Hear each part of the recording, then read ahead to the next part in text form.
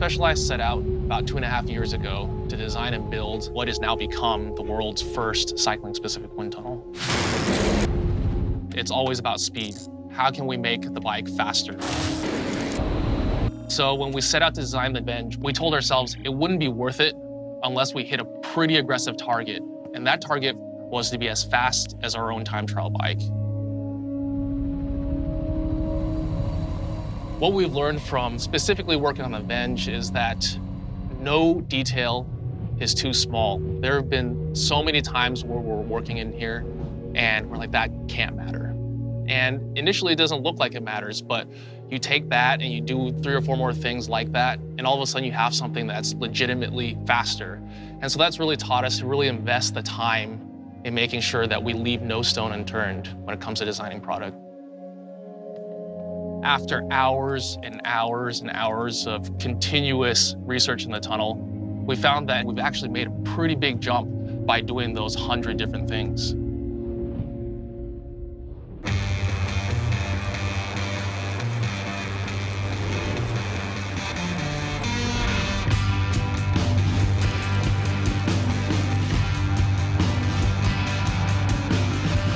The new Venge is so unique because we designed it from the ground up, taking into account every last component designed to work together as one. So it's just the most cohesive package that I've ever seen.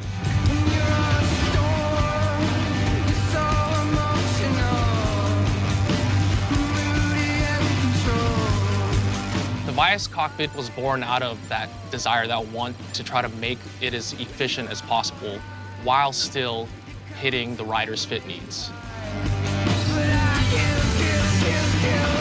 This new Venge is the first aero bike that we've designed with that rider-first engineer approach.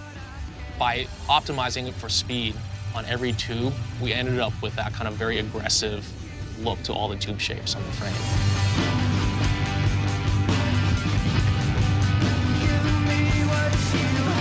The brakes are another very, very unique part of the bike. We rethought the entire process and figured out, hey, where do we really need the brakes to be in order to make the entire package faster?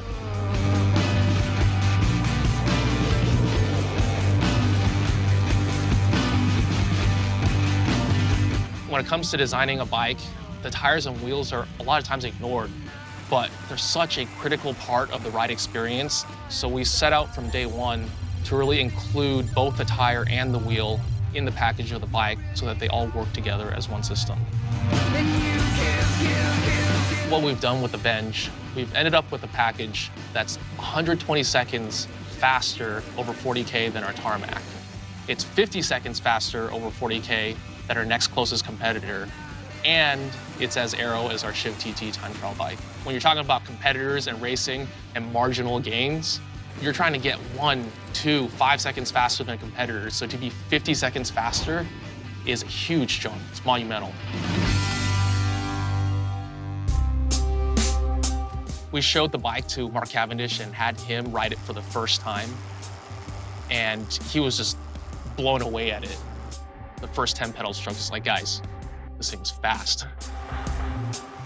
The first and foremost thing when you get going, it's incredible how quick it just picks up the speed. Everything's been thought of, from the brakes to the frames to the wheels. Everything goes together, everything's integrated. I'm really, really impressed with this bike. Built into the bike as well is a platform that not only is that fast, but rides as well as a class-leading bike like our tarmac.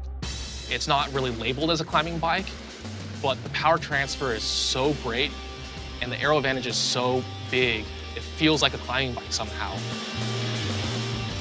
It's not all about just pure straight line speed. A lot of times it's carving corners. So having a bike that also provides the confidence to really attack those corners is extremely important. This bike is for that rider that just plain wants to go fast. Whether it's, their local race or our Pro Tour riders or someone that just wants to kill that Strava segment, at the end of the day, if you want to go fast, this bike is for you.